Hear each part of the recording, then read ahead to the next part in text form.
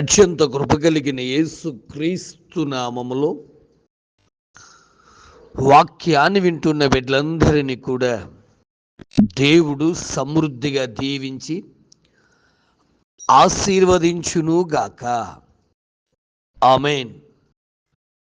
ప్రియ దేవుని బిడ్డలారా, మానవ జాతి అనగా ఈ భూమి మీద నివసిస్తున్న ప్రతి మానవుడు చాలాసార్లు దేవునికి కోపం తెప్పిస్తూ ఉన్నాడు. అసలు ఎందుకు దేవునికి కోపం వస్తుంది?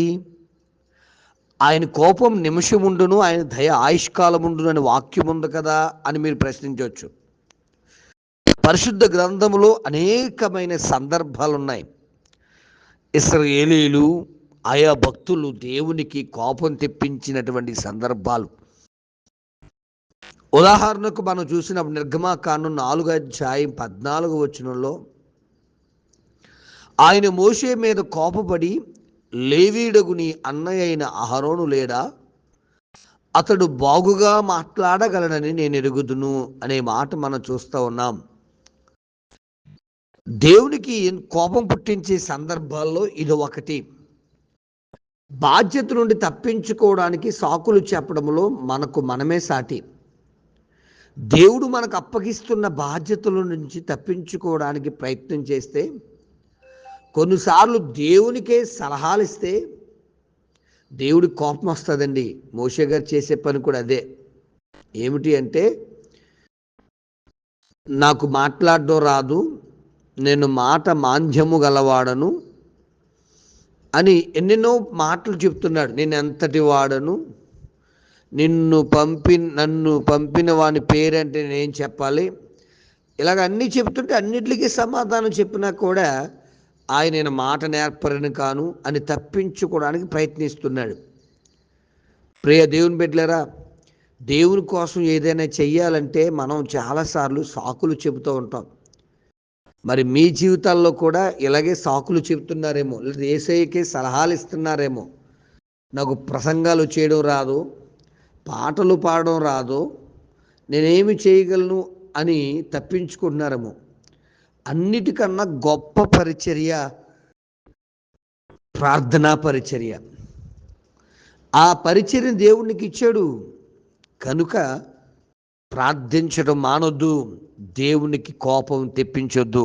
మొదటగా దేవుని కోపం తెప్పించే విషయాల్లో మొదటిది ఏదంటే, దేవుని సంకల్పాన్ని నెరవేర్చడానికి ఇష్టపడకపోతే దేవునికి కోపం వస్తుంది. రెండవది, దేవుని సామర్థ్యంపై విశ్వాసం లేనప్పుడు, ఆయన శక్తిని చులకన చేస్తున్నప్పుడు కూడా ఆయన కోపం వస్తుంది. కీర్తనకారుడు రాస్తాడు, 78వ కీర్తన 17 నుంచి 21 వచనం వరకు మనం చదివినప్పుడు, మరి ఈ అరణ్యములో దేవుడు భోజనాన్ని సిద్ధపరచగలడా అనుచు దేవునికి విరోధంగా మాట్లాడారు. అలా మాట్లాడినందువల్ల, ఆయన యందు విశ్వాసం ఉంచకపోవడం వల్ల దేవునికి కోపం వచ్చిందండి. బిడా, దేవాతి దేవుని శక్తి సామర్థ్యాలు శంకించడానికి నువ్వెంతటి వాడవు, నేనెంతటి వాడిని. ఆయన ఈ భూమంతటిని కూడా సృష్టించిన సృష్టికర్త కనుక అవిశ్వాసిగా ఆయన చేతి కార్యములను మరి శంకించేటట్లుగా నువ్వు ఉండొద్దు. అలా ఉంటే గనక దేవునికి కోపం తెప్పించిన వాడవైతాం.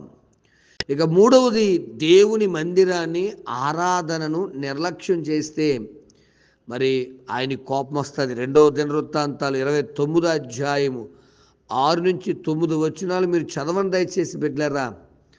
మన పితరులు ద్రోహులై మన దేవుడైన యెహోవా దృష్టికి చెడు నడతలు నడిచి ఆయన విసర్జించి ఆయన నివాసమునకు పెడముఖం పెట్టుకొని దాన్ని అలక్ష్యము చేసిరి. అంతేకాదండి, మంటపం యొక్క ద్వారములను మూసివేసి దీపములను ఆర్పివేసి పరిశుద్ధ స్థలమందు ఇశ్రాయేలు దేవునికి ధూపం వేయకయు దహనబలులను అర్పింపకయు ఉండిరి. బిడ్డలారా, ఆలోచిస్తున్నారా? మందిరాలు మూయబడ్డాయట, దీపాలు ఆర్పివేయబడ్డాయట, పరిశుద్ధ స్థలమునకు ఎవ్వరూ వెళ్ళట్లేదంట. విలాప వాక్యాలు 1:3, 4, 5 వచనాల్లో, నియమ కోకౌటాలకు ఎవరు రాను గనుక మరి సియోను గుమ్మములు ప్రలాపిస్తున్నాయి అంటున్నాడు. బిడ్డ, నువ్వు కూడా నియామక కూటలు మానేసేవేమో, నువ్వు కూడా ఆరాధన మానేసేవేమో, నువ్వు కూడా ఆయా స్థలాలకు వెళ్తున్నావేమో, ఆదివారమే లేనిపోని పనులు పెట్టుకుని ఆ ఊరికి ఈ ఊరికి తిరుగుతున్నావేమో. బిడ్డ, సాకులుంటాయి. ఆరాధన నిర్లక్ష్య పెడితే, ఆయన మందిరాన్ని నిర్లక్ష్య పెడితే దయచేసి దేవుని కోపమునకు గురి కావలసి వస్తుంది. ఇప్పటికి నేను 3 మాటలు తెలియచేశాను. ఒకటి, దేవుని సంకల్పాన్ని నెరవేర్చకుండా మరి నిరాకరిస్తున్నప్పుడు దేవుడు నీ మీద కోపడ్డానికి అవకాశం ఉంది.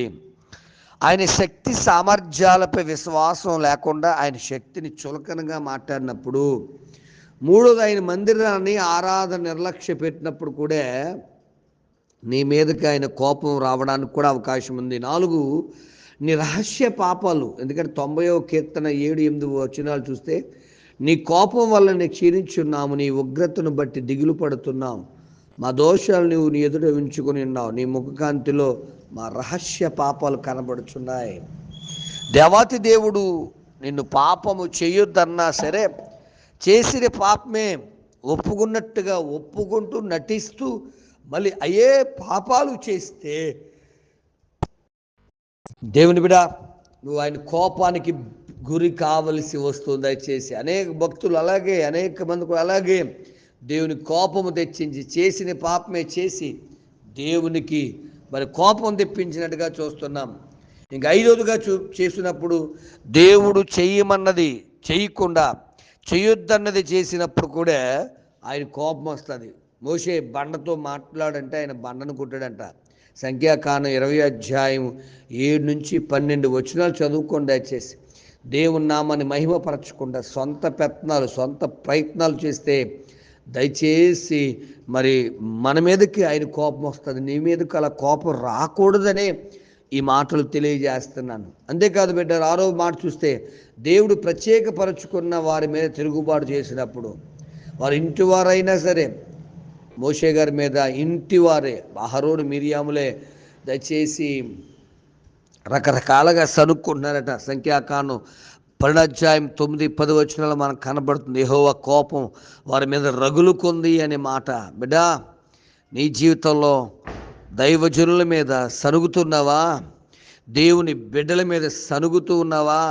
ఒక్కసారి ఆలోచించు. ఇంకొక చివరిగా, నీ హృదయాన్ని కాఠిన్యం చేసుకుని మార్పులేని జీవితాన్ని జీవించినప్పుడు, రోమీయులకు రాసిన పత్రిక 2-5 నుంచి చదివితే కనుక 5వ వచనం, 4వ వచనం కూడా చదివితే కనుక మీకు కనబడుతుందండి. హృదయాన్ని కాఠిన్యము చేసుకున్న ఆయన కోపమునకు గురి కాక తప్పదు. మరి ఈ మాటలు విన్న నీవు ఎన్నిసార్లు దేవుని కోపం తెప్పించావో? పాపం చేస్తున్నావా? దేవుని సంకల్పం నెరవేర్చకుండా బయట తిరుగుతూ ఉన్నావా? లేదా తన బిడ్డలైన దైవజనుల మీద సనుక్కుంటూ ఉన్నావా? అంతేకాదు, నీ రహస్య పాపాలు విడిచిపెట్టకుండా ఉన్నావా? చెప్పిన పని చెయ్యకుండా చెప్పని పని చేస్తూ దేవునికి కోపం తెప్పిస్తున్నావా నాన్న? అయితే దేవుడు నీతోనే స్పష్టంగా మాట్లాడుతున్నాడు. ఈ రోజైనా ఇవన్నీ సరి చేసుకుని ఆయన కోపానికి కాక, ఆయన కోపం తెప్పించేవాడుగా కాక, ఆయన దయను పొందుకునే బిడ్డగా నిలబడి దైవాశీర్వాదాలు పొందుకున్నకు దేవుడు కృపను అనుగ్రహించును గాక.